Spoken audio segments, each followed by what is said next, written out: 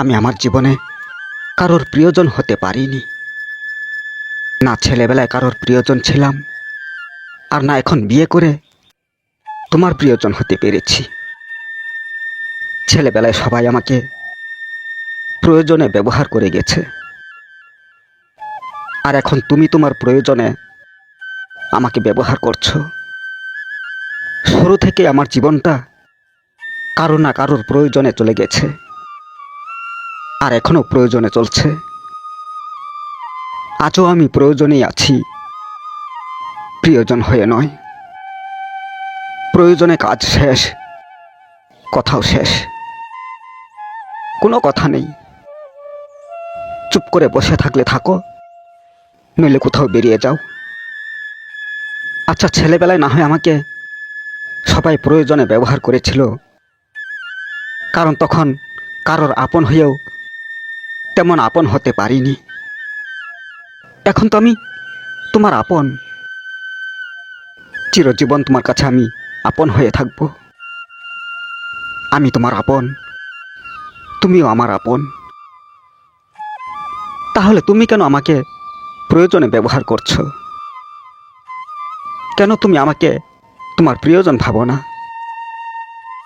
আমি কি শুধুই তোমার ব্যবহারের পাত্র, ভালোবাসার পাত্র নই?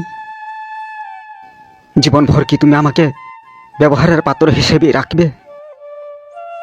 কোনো দিন কি তোমার কাছে আমি একটুও ভালোবাসা পাবো না? কোনো দিন কি তুমি আমাকে তোমার প্রিয়জন ভেবে বুকে জড়িয়ে ধরবে না? আমি আমি তো তোমার কাছে চিরজীবন থাকবো, তোমার চিরসাথী হয়ে, জীবন সঙ্গী হয়ে। তবু আমি তোমাকে কোনো দিন কোনো কিছুতে ঝুলম করব না। আমি শুধু তোমার ভালোবাসা চাই। আমি চাই না তোমার কাছে মাসের পর মাস দামি কাপড়, চাই না মেকআপের জিনিস, আর চাই না সোনা রূপার অলংকার। আমার অলংকার তো তুমি। তুমি থাকতে আমার আর কোনো অলংকারের প্রয়োজন নেই। প্রয়োজন শুধু তোমার ভালোবাসার, প্রয়োজন তোমার ভালো ব্যবহারের, আর কিছু না। আমি তোমার প্রিয়জন হতে পারিনি, তুমি আমাকে প্রিয়জন মনে করো না। শুধু সময়ে সময়ের প্রয়োজন ভাবো তুমি আমাকে। তবে হ্যাঁ, এটাও ঠিক, আমি তোমার প্রয়োজন। আমি তোমার প্রয়োজন না হলে তুমি ঠিক মতে থাকতে পারবে না। একটা নারী যে তার স্বামীর প্রয়োজন, এটা 100 বার।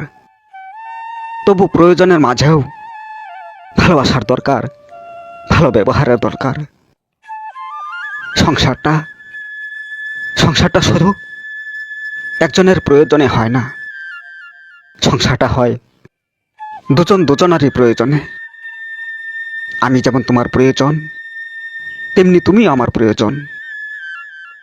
তোমাকে ছাড়া যেমন আমার জীবন বিহিত হবে না, তেমনি আমি ছাড়াও তোমার জীবন বিহিত হবে না। সংসারটা শুধু একজনের ভালোবাসায় হয় না, সংসারটা হয় দুজনের ভালোবাসায়। সংসারটা হয় একে অপরের প্রতি ভালো ব্যবহারে।